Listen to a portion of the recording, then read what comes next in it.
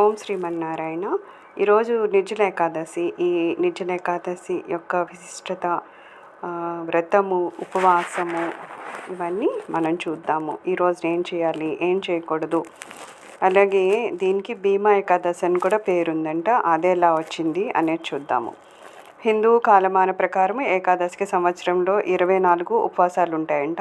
వీటిలో జ్యేష్ఠ మాసానికి చెందిన శుక్లపక్షానికి చెందిన ఏకాదశిని నిర్జల ఏకాదశి అని అంటారట.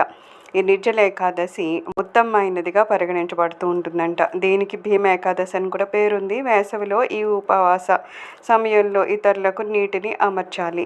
హిందూ క్యాలెండర్లో వచ్చే ఏకాదశిలో అన్ని ఉపవాసాల్లో నిర్జల ఏకాదశి ఉపవాసం ఉత్తమమైనదిగా పరిగణించబడుతుందంట. ఈ ఏకాదశి పూర్తి భిన్నంగా పరిగణించబడుతుందంట. ఈ ఉపవాసం నిర్జలంగా ఉంచబడుతుంది. దీనివలన ఇది చాలా కష్టం అని చెప్పవచ్చును. ఈ ఉపవాసం ప్రారంభము సూర్యోదయం నుంచి మరుసటి రోజు సూర్యోదయం వరకు ఉంటుందట. మీరు నిర్జల ఏకాదశిని జరుపుకోవాలని కోరుకునేవారు బ్రహ్మముహూర్తంలోని శ్రీ విష్ణు సహస్రనామంతో దీన్ని ప్రారంభించాలంటున్నారు. తర్వాత ఓం నమో భగవతే వాసుదేవాయ అనే మహామంత్ర జపం చేస్తూ ఉండాలట. అంటే ఈ ఏకాదశి రోజున నీరు తీసుకోకుండా 24 గంటలకు మించి ఉండాలి. ఇలా చేయడం చాలా కష్టమైనప్పటికీ ఈ ఏకాదశి నాడు ఉపవాసం చేయడం అనేది చాలా ఉత్తమం అని చెప్తున్నారు. నిర్జల ఏకాదశిని ఉపవాసం చేయడం ద్వారా అనేక జన్మల పాపాలు తొలగిపోతాయంట. ఎప్పటి నుంచో తీరని కోరికలు ఏమైనా ఉంటే ఈ ఏకాదశి రోజున ఉపవాసం చేయడం వల్ల కోరికలు కూడా తీరిపోతాయంట. ఎందుకంటే ఈ ఉపవాసము అంత పవిత్రమైందని చెప్తున్నారు. ఈ రోజున మీ తల్లిదండ్రులు మరియు గురువుల ఆశీర్వాదాన్ని తీసుకోవాలట. వీలైతే ఆధ్యాత్మిక పుస్తకాన్ని దానం చేయాలట. ఈ నెల వేసవికాలము కాబట్టి మీరు పానీయం ఏర్పాటు లేకపోతే దానం చేయడం ద్వారా ఎక్కువ ప్రయోజనాన్ని పొందుతామంట. ఈ రోజున మానవులకు మాత్రమే కాకుండా పక్షులకి, జంతువులకు కూడా ఖచ్చితంగా ఆహారాన్ని ఇవ్వాలని చెప్తున్నారు. నిర్జల ఏకాదశి రోజున ఏం చేయాలంటే రోజంతా ఆ విష్ణువుని ఆరాధించాలంట. స్వామివారిని సందర్శిస్తూ ఉండాలంట. ఏ సందర్భంలోనైనా సరే పాపాత్మకమైన పనిని నివారించాలి అనగా పాపం ఎట్టి పరిస్థితుల్లోనూ చేయకూడదంట. తల్లిదండ్రులు మరియు గురువుల పాదాలను తాకాలి, ఆశీర్వాదం తీసుకోవాలట.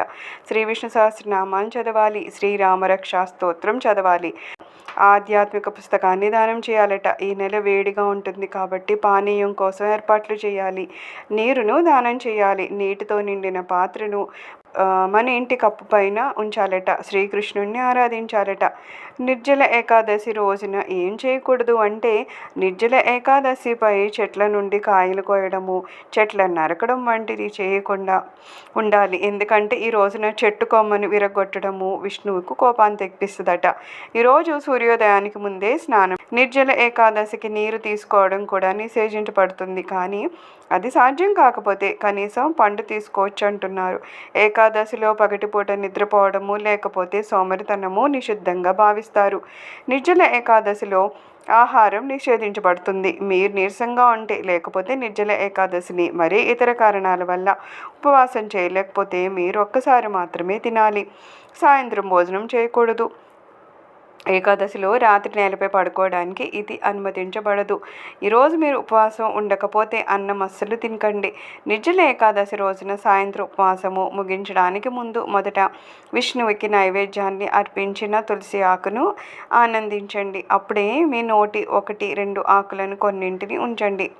భీమా ఏకాదశి పేరు ఎలా వచ్చిందంటే మన పురాణాల ప్రకారము భీముడు మినహా మిగతా పాండవులు సంవత్సరంలో వచ్చే అన్ని ఏకాదశులను ఆచరిస్తూ ఉండేవారు. భీముడు ఆహారం లేకుండా జీవించలేడు. ఈ విషయంలో భీముడు ఎప్పుడు దోషిగా ఉంటాడు, పరువు తీసేవాడు.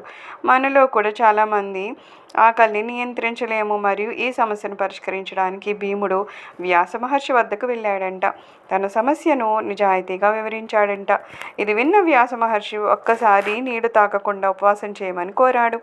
ఈ విధమైన ఏకాదశి ఉపవాసము అందరికీ సమానమైన యోగ్యతను ఇస్తుంది. అందుకే ఈ ఏకాదశిని భీమ ఏకాదశి అని కూడా అంటారు. ఓం నమో నారాయణాయ. సర్వం శ్రీనారాయణ చరణారవిందార్పణమస్తు.